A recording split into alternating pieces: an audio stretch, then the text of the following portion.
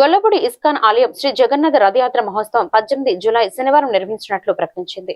Vijayawada press club లో ఏర్పాటు చేసిన విలేకరుల సమావేశంలో మందిర అధ్యక్షులు దయానిధి దాస్ మాట్లాడుతూ జూలై 18న తలపెట్టిన జగన్నాథ రథయాత్ర మధ్యాహ్నం 2 గంటలకు గొల్లపూడి అయ్యప్ప ఘాట్ నుండి గొల్లపూడి అయ్యప్ప స్వామి దేవస్థానం వరకు సాగుతుందని తెలిపారు.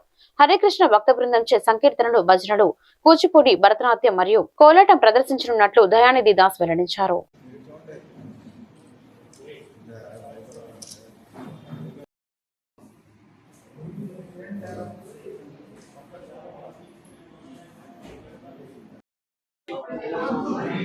హరే కృష్ణ, జై జగన్నాథ్. ప్రపంచంలోనే ఒక ఉత్సవంలో కోట్లాది మంది ప్రజలు పాల్గొంటారు. అటువంటి ఉత్సవమే పూరి జగన్నాథ రథయాత్ర. అటువంటి పూరి జగన్నాథ రథయాత్ర మన విజయవాడ గొల్లపూడి గ్రామంలో రంగరంగ వైభవంగా ఈ నెల అనగా జూలై 18న మధ్యాహ్నం 2 గంటల నుంచి ప్రారంభమవుతుంది.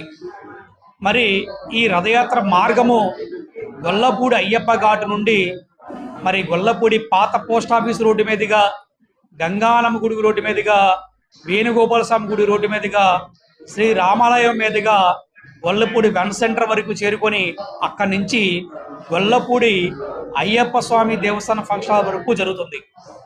అలాగే ప్రారంభ కార్యక్రమంలో మనం చూస్తే కనుక మరి హరే కృష్ణ భక్తుల చేత సంకీర్తనలు, భజనలు, నాట్య ప్రదర్శనలు, అలాగే రాజకీయ ప్రముఖుల ప్రసంగాలు, అలాగే హరే కృష్ణ ప్రముఖ స్వామీజీలతో ప్రవచనాలు ఉంటాయి.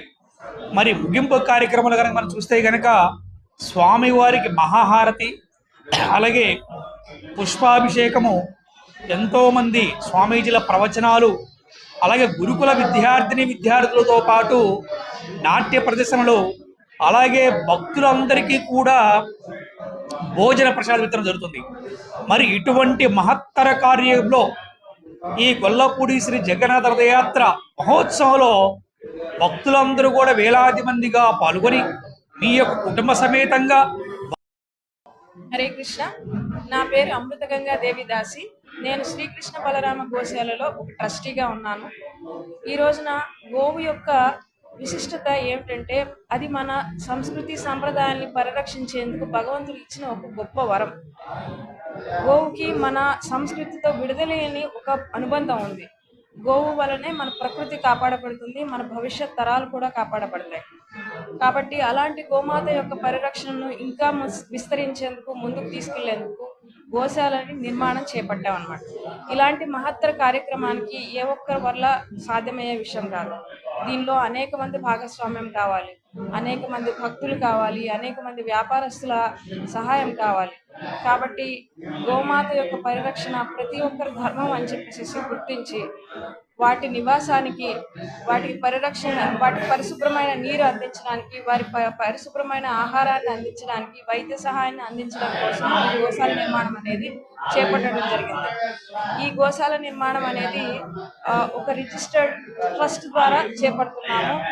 గోశాల నిర్మాణమే కాదు, గోసేవ కార్యక్రమాలు, ప్రస్తుతం జరుగుతున్న అన్ని కార్యక్రమాలు కూడా ఒక రిజిస్టర్డ్ ట్రస్ట్ ద్వారా ఈ సేవలన్నీ అందిస్తున్నాము.